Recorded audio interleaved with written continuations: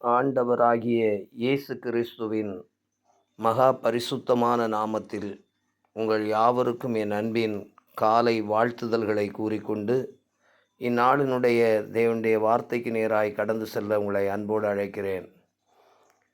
இந்த நாளிலும் கூட ஆதியாகமம் 28:15 தேவனாகிய கர்த்தர் யாக்கோபுக்கு சொன்ன வார்த்தையின் ஒரு பகுதியை நான் நம்முடைய தியானத்திற்காக தெரிந்தெடுத்திருக்கிறேன்.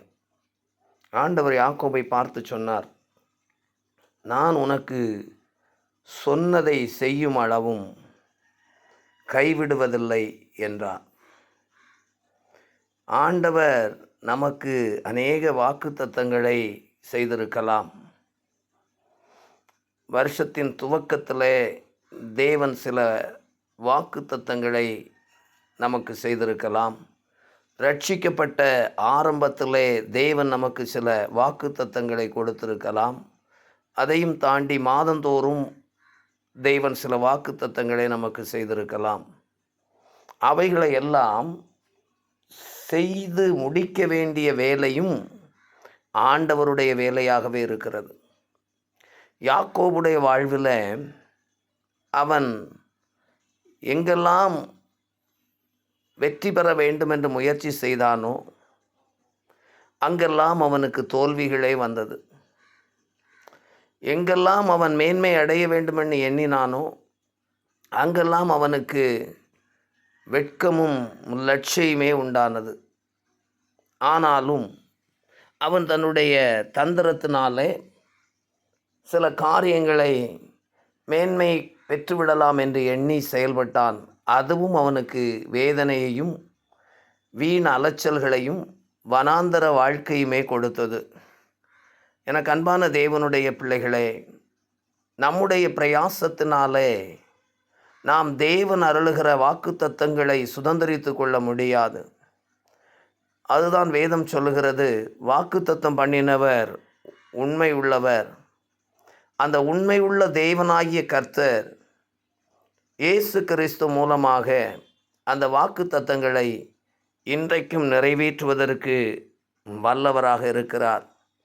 யாக்கோபிடத்தில் ஆண்டவர் சொல்லுகிற ஒரு காரியம், சொன்னதை நான் செய்யும் அளவும் உன்னை கைவிடுவதில்லை. வேதம் இப்படி சொல்லுகிறது, அவர் சொல்லியும் செய்யாதிருப்பாரோ?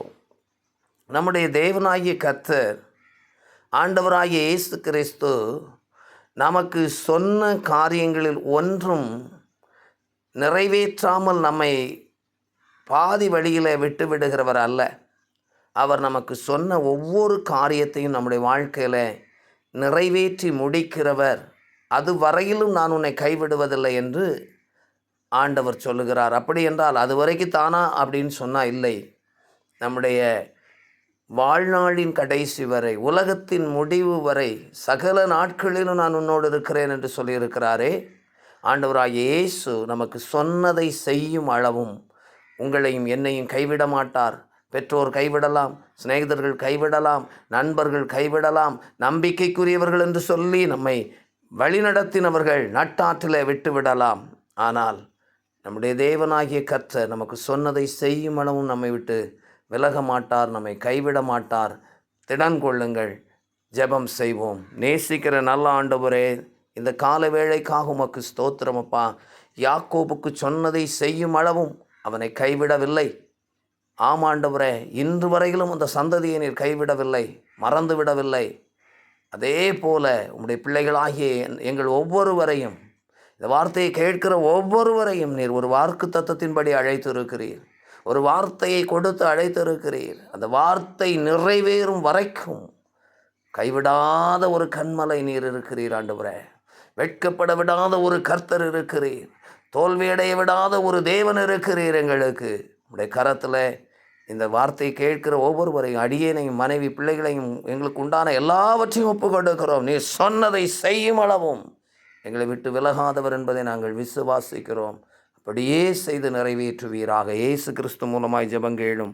அன்பு நிறைந்த பரிசுத்தமுள்ள பரலோக பிதாவே, ஆமென். என் ஆத்துமாவே கர்த்தரை ஸ்தோத்திரி, என் முழு உள்ளமையுடைய பரிசுத்த நாமத்தை ஸ்தோத்திரி. என் ஆத்துமாவே கர்த்தரை ஸ்தோத்திரி, கர்த்தர் செய்த சகல உபகாரங்களையும் மறவாதே. ஆமென். God bless you.